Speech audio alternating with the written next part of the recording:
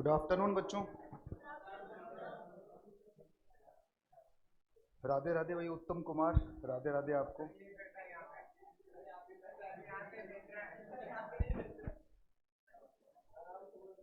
बहुत बढ़िया भाई।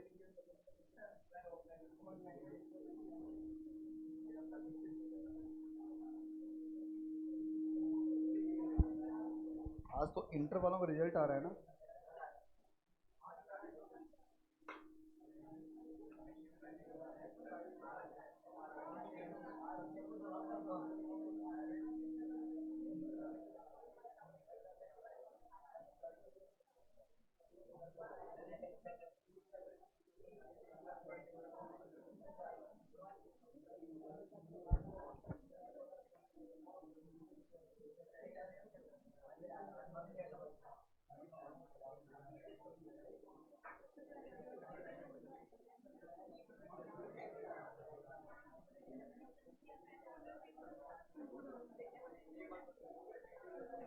गुरुजी ने मारो राम राम, थाने भी राम राम भाई।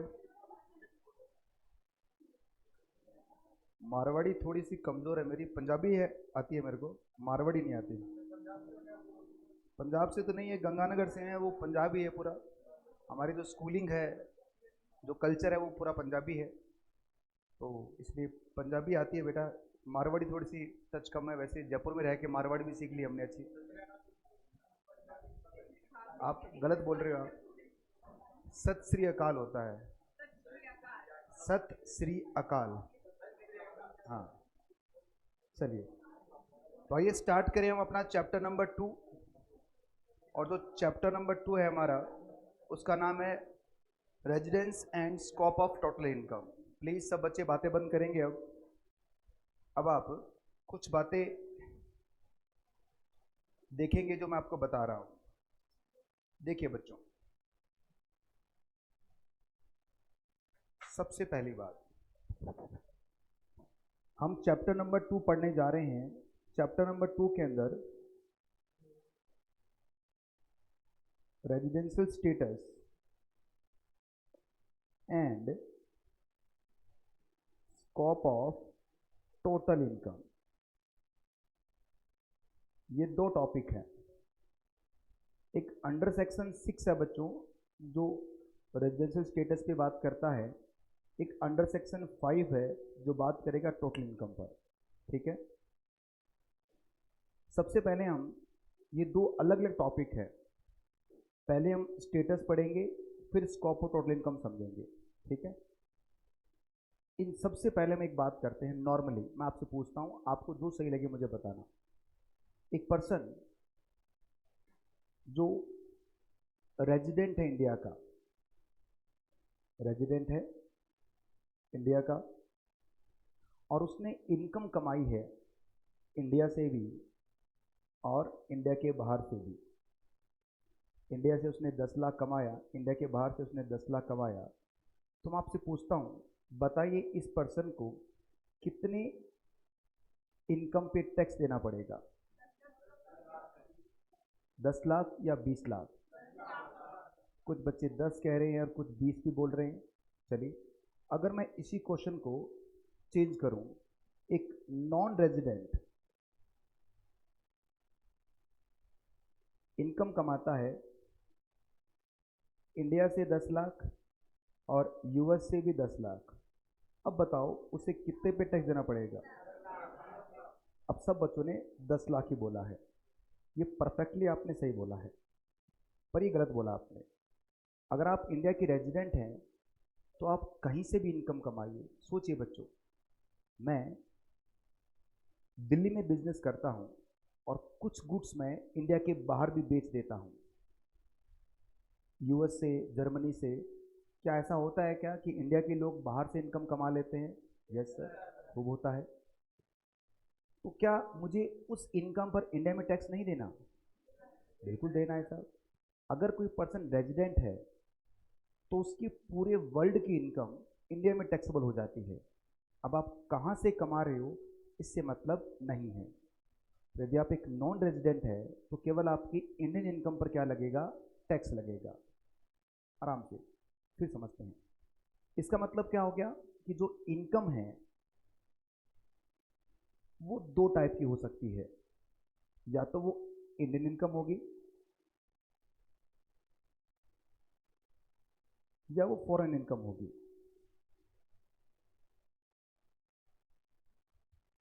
अगर कोई पर्सन नॉन रेजिडेंट है तो उसकी इंडियन इनकम टैक्सेबल होगी, फॉरेन इनकम टैक्सेबल नहीं होगी। अगर कोई पर्सन रेजिडेंट है तो दोनों ही क्या होगी, टैक्सेबल हो जाएगी। इसको और आसान करते हैं। सोचिए एक कंट्री है यूएसए, है ना, अमेरिका। वहां पर कुछ लोग रहते होंगे, वो वहां इनकम भी कमाते होंगे। एक पर्सन मिस्टर एक्स जो यूएस में रहता है और वहीं पे वो बिजनेस करता है और वहां से वो इनकम कमाता है, क्या वो इंडिया में टैक्स देने आएगा? क्यों आएगा सर? उसको मतलब ही नहीं इंडिया से। क्या पूरे वर्ल्ड की इनकम पे हम टैक्स लेंगे? हम होते कौन हैं? हम तो उसी इनकम से टैक्स लेंगे अगर उस व्यक्ति ने इंडिया से कोई इनकम कमा लिया है। आई बात समझ में? इसका मतलब एक पर्सन जो नॉन रेजिडेंट है उसकी वही इनकम टैक्सेबल होती है जो कौन सी होती है, इंडियन इनकम होती है। पर एक पर्सन जो रेजिडेंट है, जैसे मैं हूं, मैंने आपको पढ़ाया इनकम आई, आप इंडिया में हैं, इनकम कमाई, टैक्सेबल होगी क्योंकि इंडियन इनकम है। मैंने कुछ कंसल्टेंसी इंडिया के बाहर भी दे दी है। कोई भी पर्सन है जिसको कुछ कंसल्टेंसी लेनी थी इंडिया के लिए और मैंने इनको दे दी, तो मेरी कौन सी इनकम बन गई, फॉरेन इनकम। तो क्या मुझे इस फॉरेन इनकम पे टैक्स देना पड़ेगा? यस सर, क्योंकि मैं क्या हूं। आई बात समझ में आपको? इसको मैं अगर ऐसे लिखूं कि अगर कोई इंडियन इनकम है तो उस पर आप चाहे रेजिडेंट हो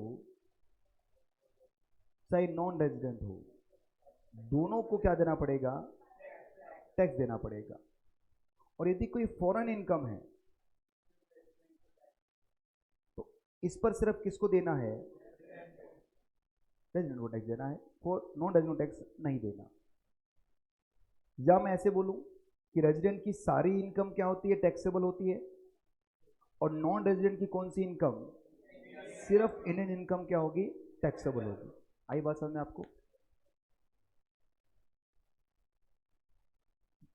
कौन सी इनकम किसके हाथ में कितनी टैक्सेबल है, ये है section 5 scope of total income. अगर आप रेजिडेंट हैं तो सारी इनकम टैक्सेबल है, अगर आप नॉन रेजिडेंट है तो सिर्फ कौन सी, इंडियन इनकम टैक्सेबल है। ये बात बताएगा सेक्शन 5 हमें। पर उससे पहले क्या पढ़ना है हमें, सेक्शन 6। सेक्शन 6 हमें ये बताएगा कि सर आप रेजिडेंट या नॉन रेजिडेंट कब बनते हैं। सोचिए बच्चों, सेक्शन 5 से पहले सेक्शन 6 क्यों पढ़ना पड़ेगा? क्योंकि जब तक आपको ये नहीं पता आपका स्टेटस क्या है, तब तक आप ये नहीं बता पाओगे आपकी कौन सी इनकम टैक्सेबल है। आप मेरे पास आए, आपने कहा सर मुझे अपनी टैक्स पे करना है, बताइए सर मैंने इतनी सारी इनकम कमाई है। तो मैं आपसे सबसे पहला क्वेश्चन क्या पूछूंगा कि आपका स्टेटस क्या है, आप रेजिडेंट है या आप नॉन रेजिडेंट है। अगर आप रेजिडेंट है तो मैं कहूँगा कि आपकी सारी इनकम पे इंडिया में टैक्स लग जाएगा। अगर आप नॉन रेजिडेंट तो मैं कहूँगा जो इनकम आपने इंडिया से कमाई है उस पर क्या लगेगा, टैक्स लगेगा। इसका मतलब कौन सी इनकम पर कितना टैक्स लगेगा, इंसिडेंस ऑफ टैक्स डिपेंड होता है किसके ऊपर, रेजिडेंशियल स्टेटस के ऊपर। जैसे मैं रेजिडेंशियल स्टेटस बोलता हूँ आपके दिमाग में आता है सिटीजनशिप। नहीं बेटा, मैं आपको सिटीजनशिप नहीं पढ़ा रहा। इंडिया के अंदर इनकम टैक्स में रेजिडेंट और नॉन रेजिडेंट कब बनते हैं उसके अलग से रूल्स है। मैं आपको ये नहीं बता रहा कि अगर कोई पर्सन इंडिया में जन्म लेता है तो वो क्या बनता है, इंडिया का सिटीजन बनता है। ये जरूरी नहीं है कि इंडिया का रेजिडेंट है वो इनकम टैक्स के हिसाब से। इतने कितने सारे लोग हैं बच्चों जिन्होंने इंडिया में जन्म लिया और इंडिया के बाहर क्या कर रहे हैं बेटा, बिजनेस कर रहे हैं। तो क्या वो रेजिडेंट है? एक पर्सन जिसकी 20-22 साल में सीए बन गया, नौकरी लगी दुबई के अंदर, जापान के अंदर, अमेरिका के अंदर, वहाँ पर वो पैसे कमा रहा है, वहीं रह रहा है, किसी अंग्रेज से शादी भी कर ली, बच्चे भी अंग्रेज हो गए उसके, तो क्या वो इंडिया में टैक्स पे करने आएगा क्या? है तो वो रेजिडेंट नहीं साहब, रेजिडेंट नहीं है वो। हालांकि वो इंडिया का सिटीजन है पर वो इनकम टैक्स के हिसाब से रेजिडेंट नहीं है। एक पर्सन जिसका जन्म अमेरिका में हुआ है और वो इंडिया में रहने लग गया है, शादी भी हिंदुस्तानी से कर ली उसने, सब कुछ यहीं पे किया जा रहे हैं, तो अब जो अजीब से चेहरे बना रहे नालायक। अब जो इनकम कमाया जाएगा वो कितना टैक्सेबल होगा? तो इसका मतलब एक बात तो साफ है, सिटीजनशिप से रेजिडेंशियल स्टेटस डिसाइड नहीं होता।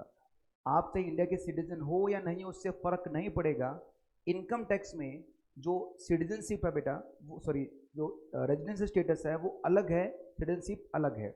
अगर आप इंडिया के रेजिडेंट नहीं भी हैं, सॉरी इंडिया के सिटीजन नहीं भी हैं, तो भी आप इनकम टैक्स के हिसाब से क्या बन सकते हैं? रेजिडेंट बन सकते हैं। अगर आप इंडिया के रेजिडेंट हैं तो भी आप क्या बन सकते हैं बच्चों? एक नॉन रेजिडेंट बन सकते हैं। बात समझ में आ रही है? इसका मतलब सिटीजनशिप जो है वो मैटर नहीं करती स्टेटस के लिए, पर कुछ जगह मैटर करेगी। हम देखेंगे आगे क्या मैटर करेगी। आई बात यहां तक समझ में? एक बार मैं फिर से आपको चैप्टर का कवर पेज दिखाता हूं। क्या है रेजिडेंशियल और क्या है स्कोप ऑफ? ये है सेक्शन 5 और ये है सेक्शन 6। आई बात समझ में? पहले 6 पढ़ेंगे फिर हम पढ़ेंगे 5। समय जो लगेगा वो 6 में ही लगेगा। सो जितना भी टाइम मुझे लगेगा, जो मुझे समझाना है वो 6 में लगेगा। 5 में तो जो अभी जो मैंने पढ़ा है ना 10 मिनट के अंदर, अगर आप रेजिडेंट है तो सब टैक्सेबल, नॉन रेजिडेंट हो सिर्फ इंडियन इनकम टैक्सेबल, इतना ही है बस। सेक्शन 5 तो इतना सही है, पर सेक्शन 5 को एप्लीकेबल करने के लिए सेक्शन 6 आपको आना चाहिए। मतलब पहले आपको क्या पता करना पड़ेगा? स्टेटस पता करना पड़ेगा कि सामने वाले पर्सन का स्टेटस क्या है। स्टेटस के हिसाब से वो क्या करेगा? अपने टैक्स को या फिर अपने इनकम का स्कोप बता पाएगा। ठीक है बच्चों, तो आइए शुरुआत करते हैं हम सेक्शन 6 की। सबसे पहले पेज नंबर 3 निकालिए। उम्मीद करता हूँ सबके पास नोट्स होंगे, बहुत सारी चीज़ें इस पर लिखवाऊंगा अभी मैं। सबसे पहली लाइन क्या बोलती है? The incidence of tax. Incidence का मतलब क्या हो गया? टैक्स का लगना या टैक्स का नहीं लगना। ये किस पर डिपेंड करता है? Residential status under income tax act, कि कितना टैक्स लगेगा, कितना टैक्स नहीं लगेगा। Incidence of tax depend upon residential status. आपका स्टेटस क्या है उसी के बेस पर ही क्या होगा बच्चों? पता चलेगा कि कितना टैक्स आपको देना है। For the purpose of income tax act, the tax payer classified into the 3 broad categories. Income tax के हिसाब से 3 ब्रॉड कैटेगरीज बना रखी है। अभी मैंने आपको 2 कैटेगरी बताई थी, एक तो क्या बताया? रेजिडेंट, एक क्या बताया? Non resident. पर जो रेजिडेंट होता है बच्चों वो आगे 2 पार्ट में क्लासिफाई कर रखा है। एक होता है रेजिडेंट ऑर्डिनरी रेजिडेंट, एक होता है रेजिडेंट नॉट ऑर्डिनरी रेजिडेंट। ठीक है, तो 3 कैटेगरी कौन सी है बच्चों? पहला है रेजिडेंट एंड ऑर्डिनरी रेजिडेंट। इसका आगे लिखो, इसको हम प्यार से बोलते हैं ROR, resident ordinary resident. Sir ये क्या होता है? बात करेंगे बच्चों। अब जब मैं आपको सेक्शन 6 पढ़ा रहा हूं तो सेक्शन 5 मत सोचना, सिर्फ सेक्शन 6 के बारे में सोचना। और जब हम सेक्शन 5 पढ़ेंगे तो कुछ मर्जी सोचना, फिर कि चीजें एक साथ अलग अलग पढ़िए। अगर आप इसे मिक्स करने लगेंगे तो बेटा दिक्कत हो जाएगी। मतलब सर, मतलब आपको ये नहीं सोचना कि ROR और RNOR में डिफरेंस क्या है, डिफरेंस नहीं सोचना फिलहाल। अभी आपको ये सोचना है कि ROR कब बनता है और RNOR कब बनता है। डिफरेंस के लिए हम कब पढ़ेंगे? सेक्शन 5 में बताऊंगा डिफरेंस क्या है दोनों के अंदर। आई बात समझ में आपको? अभी अगर आप डिफरेंस सोचने लगेंगे तो चीजें मिक्स हो जाएंगी, इसीलिए पहले हम पढ़ेंगे स्टेटस कैसे निकलता है, इनकम किसके हाथ में कितनी टैक्सेबल है, वो सेक्शन 5 में जाके बात करेंगे। फिलहाल सेक्शन 6 में हम सामने वाले का स्टेटस निकालना सीख रहे हैं। तो स्टेटस जो आपका वो 3 कैटेगरी में बटा हुआ है। पहला है ROR, रेजिडेंट ऑर्डिनरी रेजिडेंट। दूसरा है resident but not ordinary resident, इसे हम क्या बोलेंगे? RNOR। और तीसरा तो क्या है बच्चों आपका? Non resident. आई बात समझ में? बोलिए ना, इधर देखिए सामने। स्टेटस के लिए जैसे मैंने आपको बताया हमारे 7 पर्सन है इनकम टैक्स के अंदर, 7 पर्सन होते हैं। तो पहला है इंडिविजुअल और HUF। ये 2 ऐसे प्राणी हैं बच्चों जिनका स्टेटस 3 कैटेगरी में बढ़ जाता है। एक होता है ROR, एक होता है RNOR और तीसरा क्या है? NR। सिर्फ इन दोनों के लिए 3 कैटेगरी है। इनके अलावा जो भी बच गया, जैसे company, firm, AOP, BOI, local authority, AJP, फलाना ढिमकाना जो भी बच गया है, उनका स्टेटस या तो आर होगा या क्या होगा, एनआर होगा। मतलब ये तीन कैटेगरी जो बना रखी है वो किसके लिए है, सिर्फ इंडिविजुअल और एचएफ के लिए है। आई बात समझ में आपको? ये जो, हाँ जी बिल्कुल होता है बेटा, बताएंगे कैसे होता है। रेजिडेंट कैसे होता है, इंडिविजुअल कैसे होगा, नॉन रेजिडेंट। इंडिविजुअल कैसे होता है, रेजिडेंट नॉन रेजिडेंट।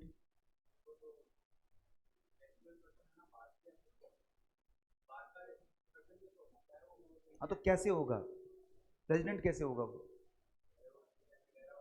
रह रहेगा तो रेजिडेंट बन जाएगा। मैं कह रहा हूं इंडिविजुअल कैसे होता है, पहले ये बता मुझे। आएगा बेटा, कहने की बात क्या कहना चाह रहा हूं सबका बताऊंगा। फीस दी है ना, पूरा मिलेगा, नॉलेज पूरा मिलेगा, आगे भी नहीं भागना पीछे भी नहीं रहना, साथ चलिए बेटा। एचयूएफ कैसे होता है, कंपनी कैसे होती है, फॉर्म कैसे नॉन रेजिडेंट बन जाएगी, सबकी बात करेंगे ना अपन।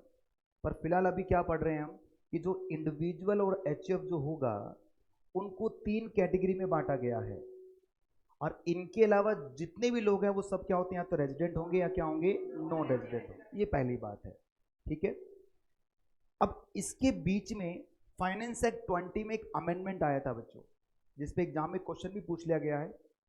डीम्ड रेजिडेंट, एक डीम्ड रेजिडेंट नाम से एक कंसेप्ट इन्होंने एक और इंट्रोड्यूस किया, ठीक है। ये कौन होते हैं इसकी भी बात हम करेंगे, ठीक है बच्चों।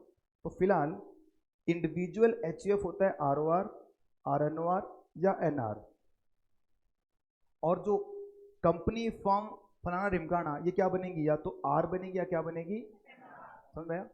ये जो आरओआर और आरएनओआर है ना, ये है क्या, अगर मैं आपको सिंपल लैंग्वेज में बोलूं तो बच्चों ये कुछ और नहीं है कि सर रेजिडेंट जो होगा उसके दो पार्ट कर रखे हैं आगे। कौन कौन से पार्ट है बच्चों, या तो वो आरओआर होता है या फिर वो क्या होगा, आरएनओआर, और दूसरा कौन सा है बेटा आपका, नॉन रेजिडेंट। ये पार्ट होंगे सिर्फ किसके अंदर, इंडिविजुअल और एचयूएफ में।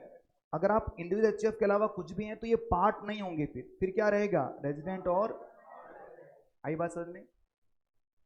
अब आप एक काम करेंगे, सबसे पहला ये जो पेज आपको दिख रहा है, फर्स्ट पेज, इस पेज का जो डायग्राम बना रखा है इंस्टीट्यूट ने, इस डायग्राम को एक बार देखो, समझ आ रहा है कुछ क्या। रेजिडेंशियल स्टेटस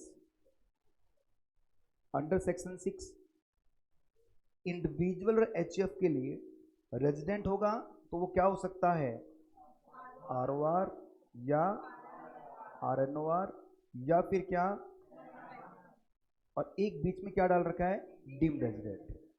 ये डीम्ड रेजिडेंट क्या है उसकी बात करेंगे बच्चों अपन। और इसके अलावा जो भी बच गया, form, AOP, BOI, local authority, company, ये क्या होंगे, या तो या फिर क्या, नॉन रेजिडेंट। अब 7 लोग हैं बच्चों, सभी काम 1 बाय 1 पढ़ेंगे स्टेटस। जो समय लगेगा वो सिर्फ इंडिविजुअल में ही लगेगा, बाकी सबको तो हम 10 मिनट में पूरा कर जाएंगे। जितना भी टाइम लगने वाला है, 2 क्लास 3 क्लास, वो सारी क्लास बेटा इस इंडिविजुअल के स्टेटस में लगने वाली है। तो एग्जाम में क्या आता है, इंडिविजुअल का स्टेटस, यही आएगा एग्जाम के अंदर, ठीक है। इंडिविजुअल का स्टेटस हम पढ़ने जा रहे हैं। इंडिविजुअल कौन होता है, इंडिविजुअल नेचुरल पर्सन, जैसे आप हैं, जैसे मैं हूं, हम सब इंडिविजुअल्स हैं। इनका रेजिडेंशियल स्टेटस, सबसे पहली बात है सर, इसको 3 कैटेगरी में बांटा गया है, या तो वे आरओआर होंगे या आरएनओआर या फिर क्या होंगे, ये एनआर। ये 3 कैटेगरी जो आपकी हैं ये 2 स्टेप में पूरी होंगी। सबसे पहले आपको ये चेक करना पड़ेगा कि आपका इंडिविजुअल या जो इंडिविजुअल है वो रेजिडेंट है या वो नॉन रेजिडेंट है। ये इसका पहला स्टेप है बच्चों, ठीक है, ये फर्स्ट स्टेप है। मतलब फर्स्ट स्टेप में आपको ये पता करना पड़ेगा कि वो रेजिडेंट है या फिर नॉन रेजिडेंट। अगर फर्स्ट स्टेप में वो नॉन रेजिडेंट हो गया तो बस बात खत्म हो गई, फिर वो नॉन रेजिडेंट बन गया। बट अगर फर्स्ट स्टेप में वो रेजिडेंट बन गया है तो फिर आपको सेकेंड स्टेप पता करना पड़ेगा जिसमें ये पता चलेगा कि वो अब कौन से वाला रेजिडेंट है, ROR वाला है या RNOR वाला। सर दोनों में डिफरेंस क्या है? ना ना, अभी डिफरेंस नहीं देखना, अभी तो सिर्फ ये देखना है कि ROR कब होता है और RNOR कब होता है। डिफरेंस के लिए भी समय है बच्चों, ठीक है। तो पहला स्टेप में क्या देखेंगे हम, रेजिडेंट या फिर, और दूसरे स्टेप में क्या देखेंगे, अगर वो रेजिडेंट बन गया तो कौन सा रेजिडेंट है, ROR वाला या फिर RNOR वाला। कुछ बच्चों ने अपने इकोनॉमिक्स में या कुछ दूसरे सब्जेक्ट में थोड़ा सा पढ़ा हुआ स्टेटस, प्लीज उसे डिलीट मार देना दिमाग से, वो मुझे नॉलेज नहीं चाहिए। वो 2 लाइनों में आपने पढ़ा हुआ है, 2 लाइन नहीं बेटा, यहाँ पर 5-4 घंटे लगेंगे तब जाके समझ में आएगा ये, तो उस चीज़ को दिमाग से हटा देना, बिल्कुल फ्रेश पढ़िए आप, ठीक है। तो ये स्टेप नंबर 2 में पता करोगे आप कि वो कौन से वाला स्टेटस है। तो ये पहला स्टेप जो आपको दिख रहा है बच्चों, इसे बोलते हैं बेसिक कंडीशन। बेसिक कंडीशन लिखना कुछ भी नहीं है। और ये सेकंड वाला है, ये क्या है बच्चों, आपकी एडिशनल कंडीशन। अगर किसी पर्सन ने बेसिक कंडीशन पूरी कर दी, अगर किसी रेजिडेंट ने बेसिक कंडीशन, सॉरी इंडिविजुअल ने क्या कर दिया है, बेसिक कंडीशन पूरी कर दिया है, तो वो क्या बन जाएगा, रेजिडेंट। और उसने एडिशनल भी पूरी कर दिया तो वो क्या बनेगा, ROR। अगर किसी पर्सन ने बेसिक पूरी किया है, एडिशनल पूरी नहीं किया, तो वो क्या बनेगा, आई बात समझ में। अच्छा, इसका मतलब ये हो गया, सबसे पहले जो फर्स्ट स्टेप में आपको देखना है वो क्या देखना है, बेसिक कंडीशंस। तो पहले हम सीखेंगे कि कब इंडिविजुअल रेजिडेंट बनता है। रेजिडेंट बन जाने के बाद में हम आगे देखेंगे कब वो ROR और RNOR बनेगा, मतलब एडिशनल पूरी करेगा या नहीं करेगा, वो तो बाद की बात है बच्चों। पहला स्टेप में हम क्या देखेंगे कि कब वो क्या बनेगा, रेजिडेंट बनेगा। सेक्शन 6 सब सेक्शन 1 इस पे अप्लाई होता है बच्चों। सेक्शन 6(1) जो इंडिविजुअल के स्टेटस के बारे में आपको बताता है। सेक्शंस के नंबर आपको याद नहीं करने, जो सेक्शन नंबर आपको याद करने हैं वो क्लास में मैं खुद करवाऊंगा, मैं करवा दूंगा बेटा, पूरा रट्टा मरवा दूंगा, बिल्कुल बिठा दूंगा दिमाग के अंदर। जो याद नहीं करने उसके लिए खुद बोल रहा हूँ, नहीं करने याद नहीं आता एग्जाम के, नहीं लिखना आपको, ठीक है। तो सेक्शन 6(1), सर आप फिर क्यों बोलते हो, मेरे को आदत पड़ी हुई बेटा, मेरे को आदत है, इसे बोल देता हूँ मैं। सेक्शन 6(1) में लिखा हुआ है इंडिविजुअल का बेसिक कंडीशन। अब बिल्कुल ठंडे दिमाग से सुनेंगे आप कि सर कब आपकी बेसिक कंडीशन पूरी होती है, और बहुत ही आसान है बच्चों। बेसिक कंडीशन ये बोलती है कि कोई भी इंडिविजुअल इंडिया में रेजिडेंट कब बनेगा, इंडिया में रहने से रेजिडेंट बनेगा। इंडिया में अगर वो रह गया है प्रीवियस ईयर के अंदर। अब ये प्रीवियस ईयर क्या है, अगर हम हमारे एग्जाम की बात करें तो प्रीवियस ईयर 1/4/2022 से स्टार्ट होगा और 31 मार्च 2023 को खत्म होगा। ये वो 12 महीने हैं जिसमें आप इनकम कमाओगे। इस प्रीवियस ईयर में अगर आप 182 डेज और मोर स्टे कर जाएं बच्चों, तो आप क्या बन जाएंगे, रेजिडेंट बन जाएंगे। आज समझ में आया क्या?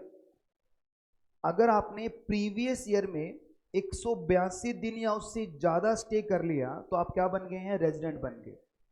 स्टे कहां करना है, इंडिया के अंदर। सर इंडिया में कहां पर, कहीं पर भी, चाहे आप जयपुर में रहिए, चाहे पूना में रहिए, आप चाहे आप कोटा में रहिए, पूरे इंडिया की जो आर्टिकल नंबर 1 की जो टेरिटरी है, मतलब 12 नॉटिकल माइल आपने देखा होगा, वहां भी आप रह गए आप, तो अभी क्या बन जाएंगे आप, रेजिडेंट बन जाएंगे। अगर आपने पहली बेसिक कंडीशन पूरी कर दी तो आप रेजिडेंट हैं। अगर आपने पहली बेसिक कंडीशन पूरी नहीं की, मतलब आप 182 दिन से कम इंडिया में रहे हैं, तो गवर्नमेंट आपको नॉन रेजिडेंट सीधा नहीं बनाएगी। गवर्नमेंट कहेंगे हम आपको एक बार और मौका देते हैं रेजिडेंट बनने का। फिर इसमें क्या बोला, या तो आप 182 दिन इंडिया में स्टे कर लो। अगर आप 182 दिन इंडिया में स्टे नहीं करते हैं तो दूसरा कंडीशन क्या है कि आपको प्रीवियस ईयर में 60 दिन या उससे ज्यादा स्टे करना है, और इसके पीछे के जो 4 प्रीसीडिंग प्रीवियस ईयर है, इसके पीछे के मतलब इस प्रीवियस ईयर के पीछे के जो 4 प्रीसीडिंग प्रीवियस ईयर है, इनमें टोटल मिलाकर 365 डेज और मोर स्टे करना है। अगर आपने ये दोनों कंडीशन एक साथ पूरी कर दी है, 60 वाली और 365 डेज वाली, तो आपकी बेसिक कंडीशन पूरी मान ली जाएगी। एक मिनट रुकते हैं, फिर सुनते हैं। सबसे पहली बात क्या है, सबसे पहली बात ये बोली गई है कि सबसे पहले या तो आप 182 डेज और मोर इंडिया में स्टे कर लो, बात खत्म, आप क्या बन जाओगे? रेजिडेंट बन जाओगे। चलो भाई, अगर आप ये पूरा नहीं कर पाते तो फिर एक मौका और मिल रहा है आपको। ये नहीं किया आपने तो चेक करो क्या प्रीवियस ईयर के अंदर, ये प्रीवियस ईयर है बच्चों आपका, इसमें कितने दिन? 60 या उससे ज्यादा। और उसके पीछे के जो प्रीवियस ईयर है 4, जैसे अभी हमारा प्रीवियस ईयर कौन सा है बच्चों? 22 23 है। तो इसके पीछे के 4 प्रीवियस ईयर कौन से होंगे? 21 20। तो ये हो गया 1, ये हो गया 2, ये हो गया 3 और ये हो गया 4। तो ये पीछे की जो 4 प्रीवियस ईयर है, अगर इनमें कुल मिलाकर आप 365 या उससे ज्यादा स्टे कर जाते हैं तो आप क्या बन जाएंगे? रेजिडेंट बन जाएंगे। आप सिटीजन चाहे कहीं का भी हो। आई बात समझ में आपको? सर ये 365 मतलब कैसे सर? गवर्नमेंट के लिए पीछे के 4 प्रीवियस ईयर में कभी भी 365 दिन, कभी भी मतलब चाहे आप यहां पर 50 दिन रुके, यहां पर 60 दिन रुके, यहां पर 0 डेज है, रिमेनिंग यहां पर रुक गए, मतलब कुल मिला के इन सबका एग्रीगेट करना है। अगर ये एग्रीगेट हो गया तो इसका मतलब क्या हो गया? 365 से ऊपर निकल गया तो क्या बन जाएंगे? आप रेजिडेंट बन जाएंगे। अच्छा, इसका मतलब एक ऐसा रेजिडेंट जो, सॉरी ऐसा पर्सन जो इंडिया में 60 से कम दिन के लिए आया प्रीवियस ईयर में, तो हमेशा क्या रहेगा? वो नॉन रेजिडेंट रहेगा। आई बात समझ में? क्योंकि दो कंडीशन है। पहली कंडीशन क्या है? 182 दिन से ऊपर चला जा। दूसरी कंडीशन क्या है? एटलीस्ट कितना रुकना पड़ेगा? 60 तो रुकना पड़ेगा। और पीछे के 4 साल में कितना है? 365 डेज है। आई बात समझ में? नेक्स्ट, जैसे मान लेते हैं सर एक मिस्टर पी है, मिस्टर पी जो जापान के हैं, और वो इंडिया में हर साल, एवरी ईयर 95 डेज के लिए आते हैं बच्चों। हर साल आते हैं और पिछले 20 साल से आ रहे हैं। अब मैं आपसे पूछता हूं, बताइए मिस्टर पी रेजिडेंट है या नॉन रेजिडेंट? रुक जाइए, चेक करते हैं। हर साल ये 95 डेज के लिए आते हैं, तो इसका मतलब ये जो प्रीवियस ईयर है हमारा 22 23, इसमें भी 95 डेज के लिए आए होंगे। 95 डेज के लिए आए हैं, इसका मतलब 182 डेज से कम के लिए आए हैं। तो पहली बेसिक तो पूरी नहीं कर पाए। अब चेक करते हैं सेकंड पूरी कर पा रहे हैं क्या? क्या प्रीवियस ईयर में 60 दिन से ज्यादा आगे क्या? अब इसके पीछे के जो 4 प्रीवियस ईयर हैं, 95 मल्टीप्लाई 4, 380। इसका मतलब ये भी पूरा और ये भी पूरा, ये क्या बन गया? रेजिडेंट बन गया। सो ये कौन सा रेजिडेंट है उसके लिए हम एडिशनल देखेंगे बहुत बाद में। अभी फिलहाल रेजिडेंट की बात कर रहे हैं। आई बात यहां तक समझ में? अगर मिस्टर पी 90 डेज के लिए आते तो अब इस केस में यहां पर कितना हो जाएगा बच्चों? 360 डेज हो जाएगा। तो ये बेसिक पूरी नहीं कर पा रहा, तो ये क्या बन गया? अब ना ही आपने 182 डेज पूरा किया और ना ही आपने ये पूरा किया। बोलो ना।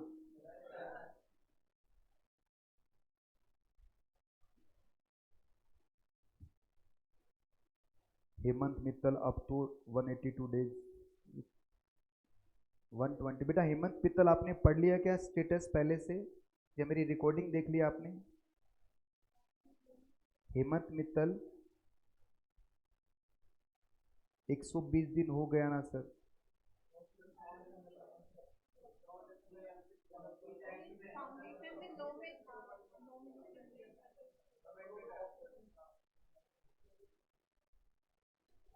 क्या कर रहे हो यार?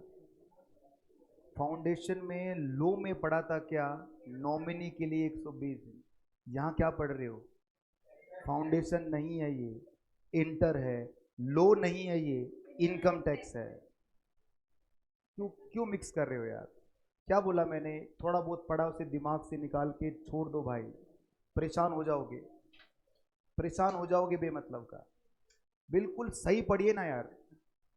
क्या फाउंडेशन में आपको 4 दिन मतलब 8 घंटे में पढ़ाया था स्टेटस? 8 घंटे लगे थे क्या? नहीं लगे तो फिर क्यों परेशान हो रहे हो फिर?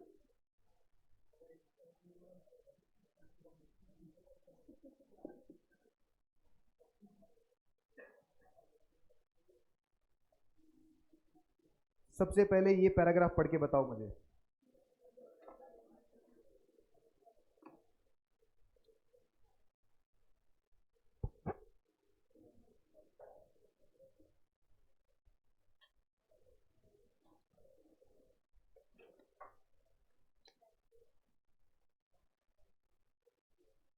आई क्या बात समझ में? क्या बोला इसने? जो रेजिडेंशियल स्टेटस है आपका, SSC must be ascertain with reference to each previous year.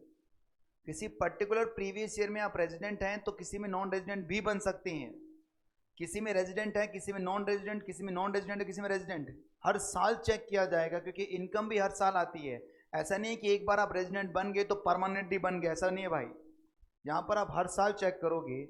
A person who is resident and ordinary resident in 1 year may be become the non resident or resident not ordinary resident in another year and vice versa. आई बात समझ में? चलिए अब पढ़ने जा रहे हैं बच्चों स्टेटस। और सबसे पहला स्टेटस किसका पढ़ रहे हैं हम? इंडिविजुअल का। सेक्शन 6 है, इस पर 6(1) है। क्या कहता है ये? Residential status on the basis of number of days of stay in India. कैसे निकलेगा? Under section 6(1) an individual is said to be resident in India, said to be resident in India in any previous year if he satisfy any one of the following condition। ये following condition लिखा है, उसके नीचे लिखो basic condition। ये आपकी basic condition है। Any one, दोनों में से कोई एक सेटिस्फाई करनी है। एक तो ये रही और एक ये रही। बिना देखे बताओ क्या लिखा होना चाहिए? 182 days or more stay during the previous year or 60 plus 365 days। He has been in India during the previous year for the total period of 182 days or more। तो इस तरह से डायग्राम बनाइए बेटा। ये आपका प्रीवियस ईयर है जो स्टार्ट होगा 22 से 23 के बीच। और यहाँ कितना स्टे करना आपको? 182 डेज और मोर। आई समझ में आपको? सेकंड पढ़ के बताओ। He has been in India during the 4 immediately preceding the previous year for the total period of 365 days or more and he has been in India at least कितना? 60 days in the relevant previous year। यहाँ diagram कौन सा बनेगा? ये previous year है 22, 23 और ये कब से स्टार्ट हो रहा था? 18 से स्टार्ट हो रहा था ना। तो इसमें कितने दिन रुकना आपको? 60 और मोर। और इसमें कितना रुकना है बच्चों आपको? 365 और मोर। और ये पीछे के 4 साल की बात हो रही है, प्रीसीडिंग प्रीवियस ईयर की। 120 भी आया है बेटा मित्तल साहब, 120 भी आया है। बात करेंगे उस 120 का भी क्या रूल है। अभी जो रूल है वो तो पढ़िए आप, पहले आगे पीछे क्यों भाग रहे हैं आप? आई यहां तक समझ में बात? If individual satisfy any one of condition mention above, मतलब किसकी बात कर रही है? बेसिक कंडीशन की बात कर रहा है। He is resident. अगर आपने बेसिक कंडीशन पूरी कर दी तो आप क्या बन जाएंगे? रेजिडेंट बन जाएंगे। और if both the above condition are not satisfied, आपने ना तो ये पूरी की ना ये पूरी की, तो आप क्या बनेंगे बच्चों? Non resident. आई बात समझ में? चलिए इसके ऊपर स्पेस है बच्चों, स्पेस पे एक एग्जाम्पल लिखो।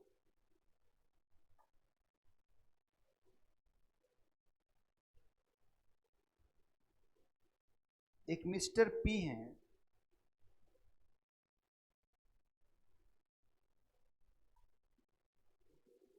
डेट ऑफ डिपार्चर और डेट ऑफ अराइवल। इंडिया से गया कब और इंडिया में आया कब?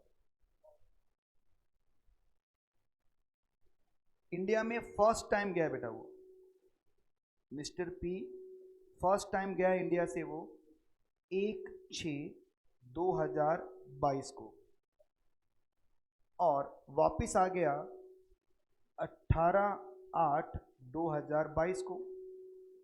फिर वापिस चला गया 1 जनवरी 2023 को, और फिर वापिस आ गया सर 15 फरवरी 2023 को। Calculate number of days stay in India during the previous year?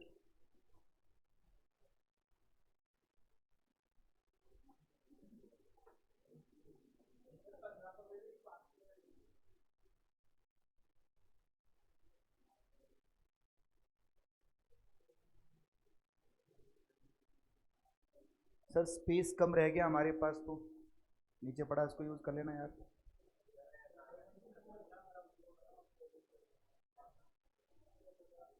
15 कर लो, 15 कर लो भाई, 15 कर लो। बच्चों कैलकुलेट नहीं करेंगे, मैं बताऊं कैसे कैलकुलेट करना है। मत भागो आगे यार, मत दूंगा ना टाइम तब आपसे होगा नहीं। जब मैं क्वेश्चन करवाऊंगा तब नहीं होगा। अब आगे भागे जा रहे हो आप। लिख लिया सबने क्वेश्चन? अब देखो, फोकस कीजिए बच्चों। कैसे नंबर ऑफ डेज कैलकुलेट किए जाते हैं मैं आपको ये सिखा रहा हूं। सबसे पहले ये आपका प्रीवियस ईयर है, जो फर्स्ट 22 से स्टार्ट होगा, 31 मार्च 23 पर एंड हो जाएगा। ठीक है, ये पहली बार इंडिया से गया कब? 1/6/2022 को। फिर ये वापिस कब आया बच्चों? 18/8/2022 को। इसका मतलब ये जो पीरियड है, ये पीरियड इंडिया में नहीं है। फिर ये वापिस कब गया बच्चों? 1 जनवरी 23 को। और वापिस कब आया है? 15 फरवरी को। तो ये पीरियड भी इंडिया में नहीं है। ठीक है, तो इंडिया में कौन सा पीरियड है? यहां से लेकर यहां तक, यहां से लेकर यहां तक, और यहां से लेकर यहां तक। आई बात समझ में? अब रूल सुनना, आने वाला दिन और जाने वाला दिन दोनों ही इंडिया में काउंट करते हैं बेटा हम। अगर कोई पर्सन इंडिया में आया है या इंडिया से गया है, ये दोनों ही दिन इंडिया में काउंट किए जाएंगे। तो मुझे बताइए, सबसे पहले हम बात करें, अप्रैल में कितने दिन होते हैं? मई में और जून में। जून में क्योंकि वो 6/1 को गया है तो एक दिन आ जाएगा जून का। जाने वाला दिन भी इंडिया में काउंट करना है। आई बात समझ में? और ये वापस कब आया? अब अगस्त में। अगस्त में कितने दिन होते हैं बेटा? 31 दिन होते हैं, जिसमें से 18 को वापस आया है। इसका मतलब 17 दिन कम कर दें, बताओ कितना आ गया? 13, 14 दिन आ गए। अब उसके बाद में सितंबर में कितने हो गए? अक्टूबर में, नवंबर, दिसंबर, जनवरी में एक दिन, क्योंकि जनवरी से वापस चला गया। वापस कब आया बच्चों? ये फेब में आया है। फेब में कितने दिन होते हैं? 28 डेज है। लीप ईयर नहीं है ये। लीप ईयर में होते हैं बेटा कितने? 29 डेज। तो उसमें से कितने दिन नहीं लेने आपको? 14 नहीं लेने, तो कितना आएगा? और फिर मार्च में कितना है बेटा? लगाओ टोटल। 240 बता रहे थे क्या आप? 240 बता रहे थे क्या आप?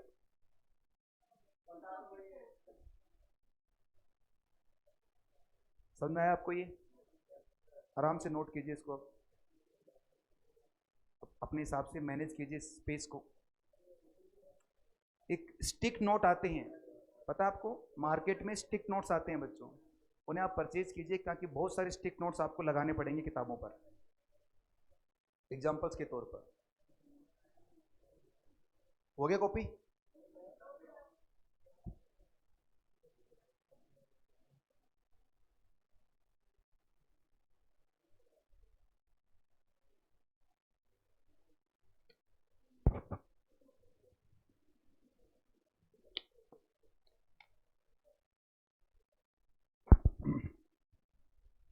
ऑनलाइन बच्चे कुछ बोलने चाह रहे हैं शायद।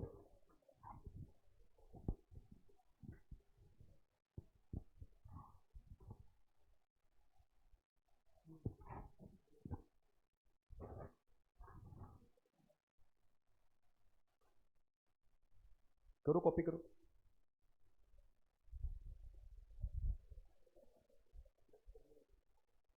ये तो नहीं चल रहा क्या?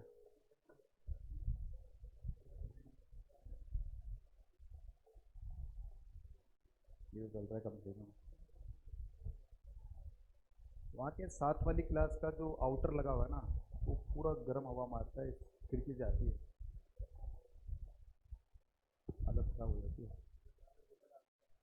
हैं? अरे तूने पूरा पेज एक एग्जाम्पल में भर दिया, बहुत बनेंगे अभी तो।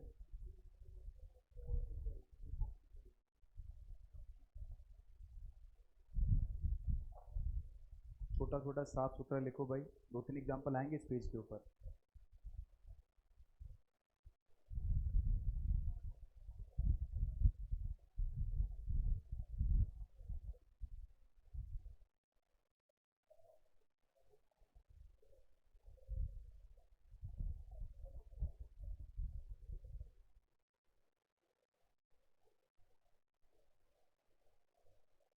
ऐसा कोई स्टूडेंट है जो फर्स्ट डे क्लास में आया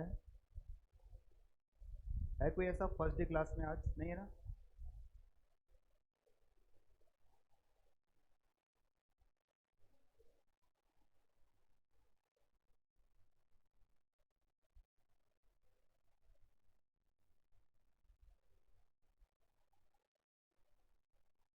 हो गया कॉपी आपका? चलिए, अब आप रफ में प्रैक्टिस करके दिखाएंगे मेरे को।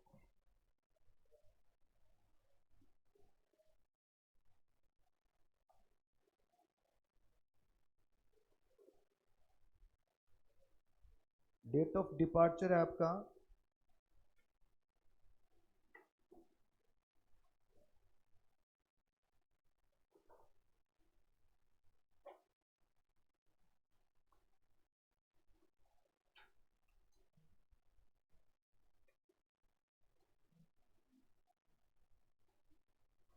25 दिसंबर 2022 को आप फिर चले गए, और 14 फेब जो आपकी फेवरेट डेट होती है उस दिन फिर आ गए।